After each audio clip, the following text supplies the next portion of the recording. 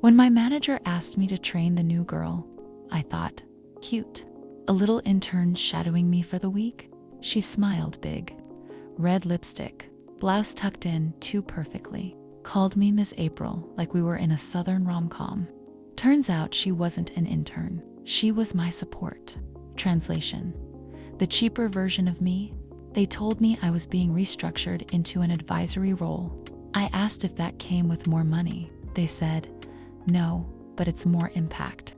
Impact Anyway, I trained her. I taught her everything. Which tabs to keep open, which clients like to be called hun, how to lie to payroll with a straight face. But here's what I didn't teach her: pressure. You can't teach someone how to carry pressure. You either hold the whole team together while sipping cold coffee, or you crumble. And baby girl, she crumbled. The first time the printer jammed during payroll day, she cried. When a client CC'd the CEO, she didn't show up the next day. She took a mental health day. Meanwhile, I was still there, doing advisory work, aka fixing her mess while they pretended she was a success story. And then came the meeting. My boss said it's not working out with her. I just nodded. I knew. I saw it coming the moment she wore heels to process invoices. Then he said, we were hoping you'd be willing to return to your old position, with that same awkward half smile people give when they realize they need you again. So now I'm back. Same desk, same stress. And guess who's sitting across from me? A new hire. Younger, cheaper, probably already calling me Miss April in her head. But I'll train her too, because that's the job, that's the game. And I know how to play it better than any of them. So go ahead. Ask me if I'm petty. Ask me if I sabotaged her a little. Ask me if I feel bad. I don't, because this time, the lesson I'm teaching isn't how to do the job, it's how to survive the job. And not everyone makes it past the welcome lunch. What would you have done? Drop your truth in the comments, because we're all listening. We bought the house together 2 years ago. It was charming. Old bricks. Big backyard. Even had a weird little tool shed he said he'd fix up someday. He said he always wanted space. I thought he meant for a grill. 6 months into living there, I started finding small things in the yard. A broken bracelet, a piece of a shoe, nothing crazy. He said the previous owners were messy, and I believed him, until I found a box in the attic. Photos. Polaroids of a woman I didn't recognize. Pretty, blonde, always smiling. Same necklace in every shot. But then I noticed the dates. 2016, 2017, 2018. The same years he told me he was single. I Googled her name. It was scribbled on the back of a picture. The first link said, "Woman still missing after 3 years." I felt my whole body go cold, because the photo they used in the article was one I had in my hand. The exact same one. I didn't tell him I knew. Not right away. I needed time to think, to breathe, to plan. I started asking questions. Where was the necklace? Why were the photos in the attic? Why did he change the topic every time I brought up renovations near the shed? Then one night, he went out of town. I dug near the edge of the shed. 3 feet down, I found bones. And the necklace. Still clasped. Still shiny. I didn't scream. I didn't cry. I just called the police. And I waited. They arrested him at work the next day. He hasn't said a word since. But every night, I lie in bed thinking about that smile in the photo, and wondering how long she was right beneath my feet, while I was falling in love with the man who buried her. So now I ask you, would you have called? Would you have kept digging? Or would you have slept next to a monster? Just to stay loved? Drop your truth in the comments, because we're all listening. I don't lie because I'm scared of the truth. I lie because I like watching people believe me. There's a difference. I've told people I loved them, while picturing how they'd look begging me not to leave. I've apologized with tears in my eyes, just to watch how fast someone's walls drop. And I've given compliments I didn't mean, just to control the silence that came after. The truth is, I know how to get what I want. People are just puzzles, emotional locks, and I'm good with keys. The worst thing I ever did? I convinced someone that I was the safe option, the healed one. I let her fall in love with that version of me, then slowly became the storm she thought she left behind. She didn't leave, not at first. She got quieter, stopped correcting me, Started smiling less. I watched her unravel. And I still kissed her goodnight. So no, I'm not proud. But I'm not ashamed either. Because for once, this isn't about sympathy. It's about honesty. I don't feel bad. I feel powerful. And that scares me more than anything. Because if I can do all that and still sleep peacefully at night, what else am I capable of? Drop your truth in the comments. Because we're all listening.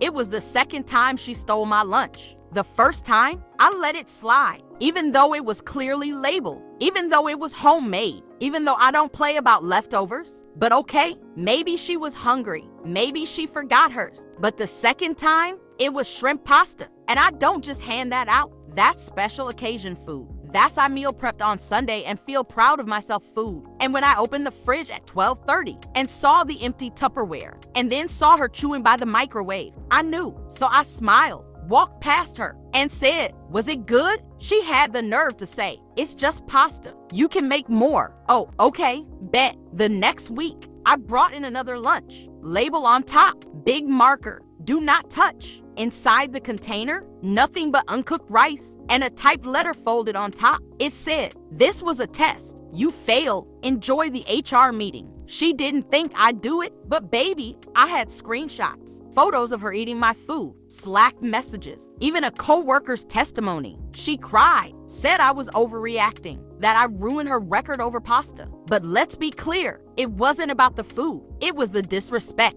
the audacity, the fact that she thought I was too quiet to clap back. Now she's gone. And guess what's still sitting in the break room fridge untouched? My shrimp pasta. Sometimes petty is peace. What would you have done? Drop your truth in the comments, because we're all listening. It was around 2 a.m. I couldn't sleep. Our bedroom was too quiet, and my husband wasn't in the bed. I figured he was downstairs playing his game or scrolling TikTok again like he always does. But when I went down to get water, I heard it, crying, not sobbing, not loud, but that kind of deep, private cry you only do when you think no one can hear you. At first, I panicked. I thought something had happened. Maybe a family member. Maybe he lost his job. Maybe I missed something. So I crept closer. He was in the den, lights off, phone in his lap, back facing me. And I'll never forget what I heard. He said her name, a name I hadn't heard in 3 years. The woman he swore he cut off. The ex he told me was a mistake he outgrew. He whispered, "I'm sorry. I still miss you. I wish I could call." I didn't move. I didn't breathe. I just stood there in the dark, listening to my husband cry over a woman who wasn't me. The next morning, he smiled like everything was fine, made us eggs, kissed my forehead, said, "Love you." And I said it back, even though my heart was replaying everything he said the night before. I didn't confront him, not yet, because part of me needed to know, was it just a moment? Or is she still living somewhere inside him? Every time he looks at me, and maybe the darker question is, would he even cry like that if I left? That's what stuck with me. Not her name, not the apology, but the tears. The kind of grief you don't fake, the kind of love that doesn't die clean. So now I wait, I watch, and I wonder, was I ever really the one? Or just the one who stayed? Drop your truth in the comments, because we're all listening. I don't gossip at work, at least not out loud, but I observe, and I remember. So when my boss, a married man with a big smile and a bigger ego, started having late-night meetings with our project assistant, I took notes, not mental ones, actual notes, dates, times, receipts, screenshots. It started with small things. He'd call her into his office at 4:57 every day. She'd come out with lipstick smudged and a new attitude. He promoted her over to people with more experience She started talking to him like she was his partner, not his assistant.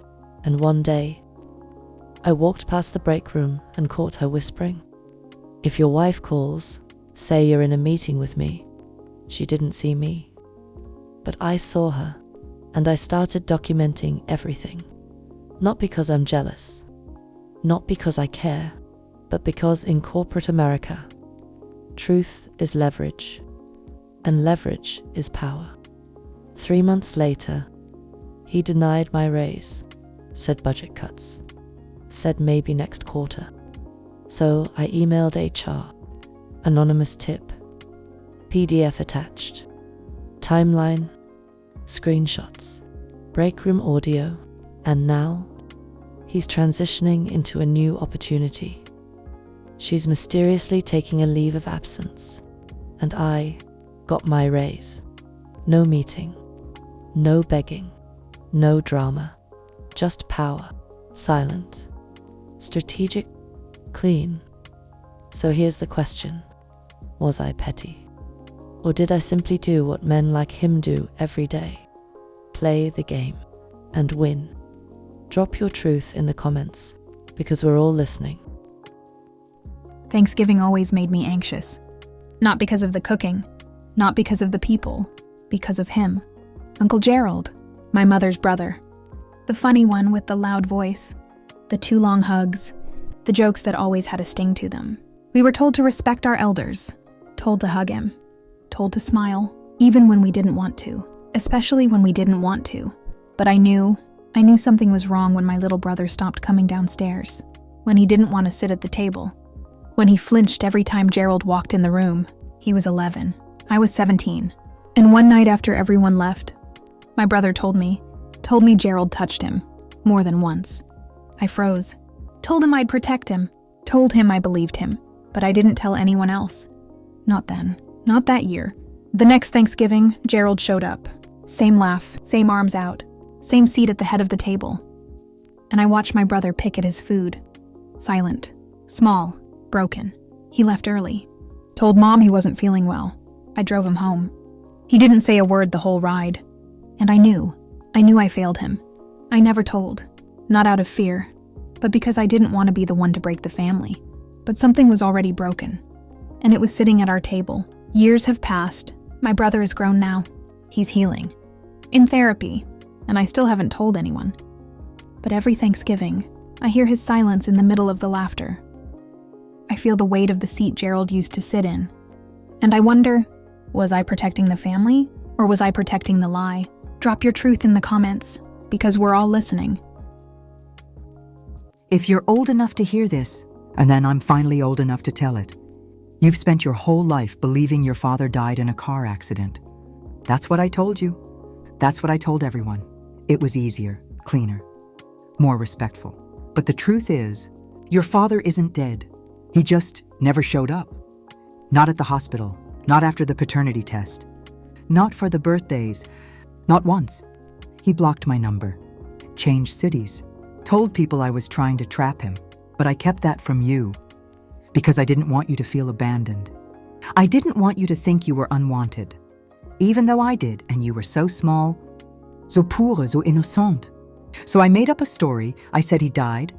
I even lit candles on the anniversary once, just so it felt real. I let your teachers believe it. I let your friends believe it. I let you believe it. And you carried that grief with pride.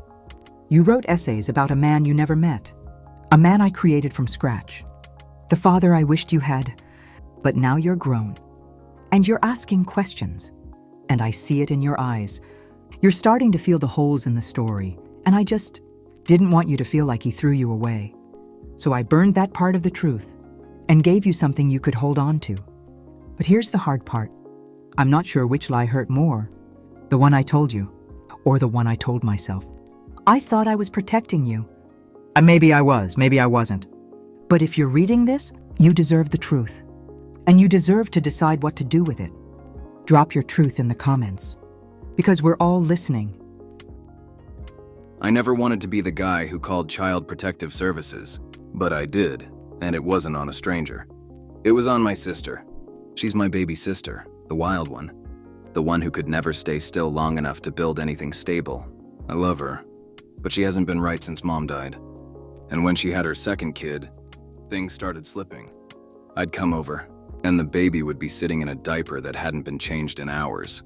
Screaming, hungry. Her boyfriend, the one with the temper, would be on the couch, playing loud music, drinking, yelling at her in front of the kids, and she'd laugh it off. Say she had it under control. Say she just needed a break. I offered to help. Watched the kids more than she did. Paid for groceries more than their father. But it never stopped getting worse. Until one day, I dropped by without calling, and I found her passed out on the couch. Hi, the toddler was crawling near the stove. The baby had a rash. There was no food in the fridge. That night, I made the call, anonymous. But she knew.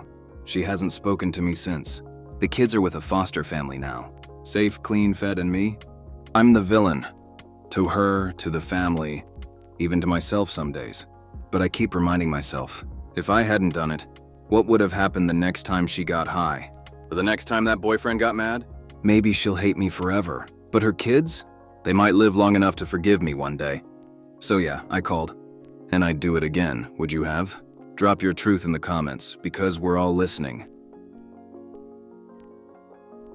We're getting married in 6 months. Venues booked, dress picked, invites sent. Everyone says we're perfect together. They post our engagement photos like we're the dream couple. Her mom calls me the best thing that ever happened to her, and maybe I was. At one point, but last spring, I met someone else. I didn't cheat, not physically, but I connected with this woman in a way I didn't think was possible. She worked in the same building. We'd bump into each other in the lobby, laugh, talk about nothing, and somehow, everything. I started finding reasons to be in the elevator longer, to get coffee later, to take the long route to my car. We never kissed. We never crossed a line, but I loved her. I still do. And I went home every night, lying next to the woman I promised forever to, while my heart whispered someone else's name. The worst part, she never knew. Neither of them did. One day, the other woman got offered a new job in another state. She took it, left quietly, and now I'm here, planning a wedding, smiling in photos, writing vows I don't feel. And the guilt is eating me alive. Not because I did something, but because I felt something I wasn't supposed to. So I ask myself every day, am I still a good man? If I loved someone else, but never touched her, or did I already cheat by giving her the parts of me that were meant for my wife? Drop your truth in the comments, because we're all listening.